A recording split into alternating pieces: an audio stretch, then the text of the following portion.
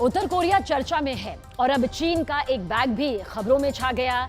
दिल्ली से लेकर बीजिंग तक इस बैग की चर्चा बहुत जोरों पर है। दरअसल G20 समिट के दौरान यह बैग चीन का डेलीगेशन दिल्ली लेकर आया था। जब इस बैग की स्कैनिंग कराने को कहा गया तो चीन ने साफ इनकार कर दिया।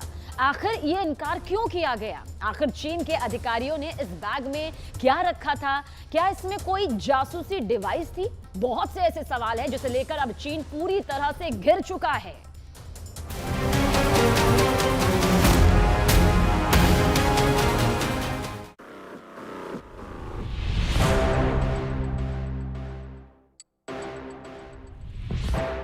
दिल्ली का ताज पैलेस होटल, सुरक्षा इतनी सख्त कि परिंदा भी बिना इजाजत के पर नहीं मार सके। एक एक शख्स की पूरी तलाशी, हर मोमेंट पर सुरक्षा अधिकारियों की नजर, चूक की कोई गुंजाइश नहीं। और इस बीच पड़ोसी चीन के प्रतिनिधियों की ताज पैलेस में एंट्री होती है। गेट पर अधिकारी तलाशी के दौरान एक बैग को ओपन करने को कहते हैं। चीन के अधिकारी साफ तौर पर मना कर देते हैं। स्कैनिंग मशीन के भीतर बैग को रखने से इनकार कर देते हैं। मामला तूल पकड़ता है, लेकिन चाइनीज डेलीगेशन अड़ जाता है, बैग नहीं खोलता। क्यों? चीन वाले इस बैग में ऐसा क्या था जिसे खोलने के बाद भूचाल आ जाता? चीन के अधिकारियों ने बार बार कहने पर भी क्यों नहीं खोला बैग? क्या छुपाना चाह रहे थे चीन के अधिकारी? क्या बैग में जासूसी करने वाले डिवाइस थे? इस चीनी स्पाई बैग की डिटेल क्या है? दो बैग में क्या भरकर लाए थे चीन के अधिकारी? सूत्रों के मुताबिक 12 घंटे तक दिल्ली के ताज पैलेस होटल में तानातनी बरकरार रही। इन सारे सवालों का जवाब पूरी डिटेल में आपको दिखाएंगे, क्योंकि चीन की जासूसी की कहानी बहुत पुरानी है। इसके जड़ें अमेरिका से लेकर ब्रिटेन तक फैली है। भारत आए चीन के अधिकारियों ने बैग खोलने से इनकार किया तो जाहिर तौर पर इसके भीतर जरूर कुछ ऐसा था जिसके पकड़े जाने पर चीन को शर्मिंदा होना पड़ता।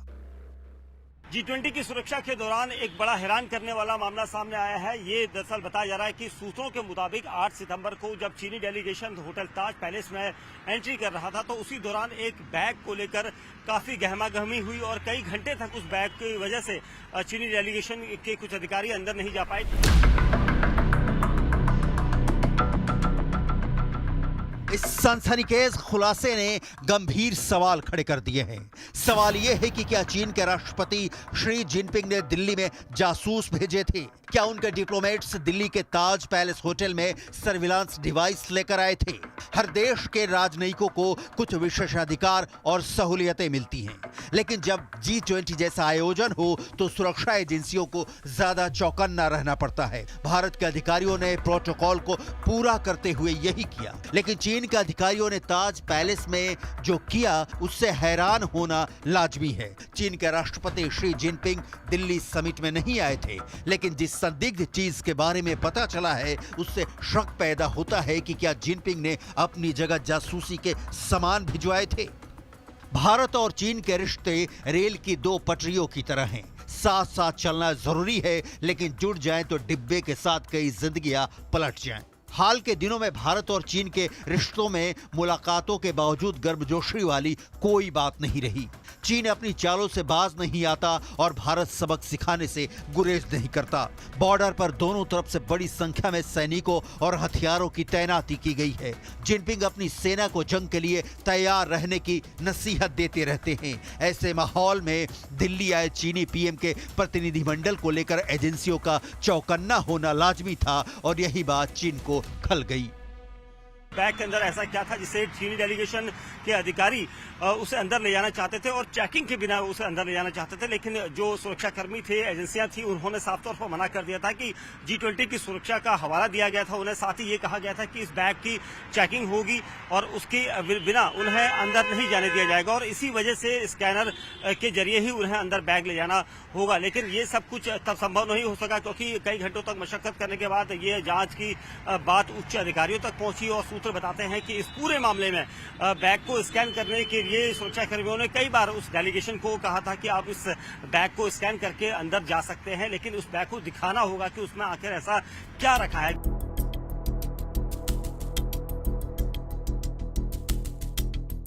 नई दिल्ली के ताज पैलेस होटल की सुरक्षा टीम ने चीनी प्रतिनिधिमंडल के काफी बड़े बैग को संदेह की नजर से देखा और सवाल किया। फिर भी सुरक्षा टीम ने राजनयिक प्रोटोकॉल समझते हुए चीनी दल को जाने दिया। कुछ समय बाद होटल का कर्मचारी कमरे में गया तो उसे 2 बैगों में कुछ संदिग्ध उपकरण दिखा। होटल के सिक्योरिटी डिपार्टमेंट तक बात पहुंची और चीन के डिप्लोमेट से कहा गया कि वो अपने बैग को स्कैन करवा लें, लेकिन कई घंटे की मशक्कत के बावजूद चीन के अधिकारी नहीं माने। लिहाजा सुरक्षा एजेंसी के पास एक ही विकल्प था, बाहर से निगरानी, और वही किया गया। बाद में चीन के अधिकारी बैग को अपने एम्बेसी में भेजने को तैयार हुए। नतीजा हुआ कि आखिर तक सुरक्षा एजेंसियों को ये पता नहीं चल सका कि क्या बैग में चीनी कोई सर्विलांस उपकरण लेकर आए थे। पूरी सुरक्षा को मुस्तैदी दिखाते हुए इस बैग की चेकिंग के लिए काफी निवेदन किया गया था, ऐसा सूत्र बता रहे हैं। लेकिन चीनी डेलीगेशन ने साफ तौर पर मना कर दिया कि वो बिना चेकिंग कराए ही उस बैग को अंदर ले जाना चाहते हैं। लेकिन सुरक्षा एजेंसियों ने साफ तौर पर मना किया था, जिसके बाद चीनी डेलीगेशन वापस एम्बेसी की तरफ लौट गया था उस बैग को लेकर।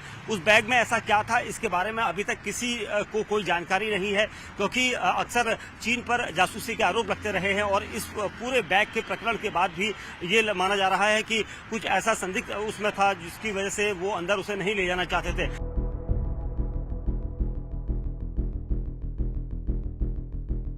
चीन की दीवार की तरह ही चीन के धोखे की दीवार पुरानी और काफी लंबी है। चीन की जासूसी की कहानियां पूरी दुनिया में चटखारे ले लेकर सुनी और सुनाई जाती हैं। चीन की पाबंदियों के चलते बीजिंग से कोई पक्की खबर निकल कर नहीं आती। लिहाजा कयास ही लगाए जा सकते हैं कि चीन के अधिकारी उस सीक्रेट बैग में क्या रख कर लाए थे और उसके खुलने पर चीन की कैसी फजीहत होती।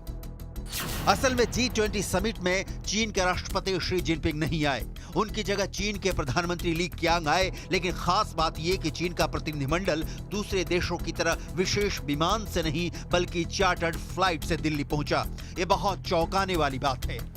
भारत की सुरक्षा एजेंसियों की नजर चीन की हर हरकत पर थी और आखिरकार वो संदिग्ध बैग सामने आ ही गए जिनके भीतर जासूसी उपकरण होने के कयास लगाए जा रहे हैं। हालांकि चीन की ये चालाकी और जासूसी करतूतों का कोई नया नमूना नहीं है।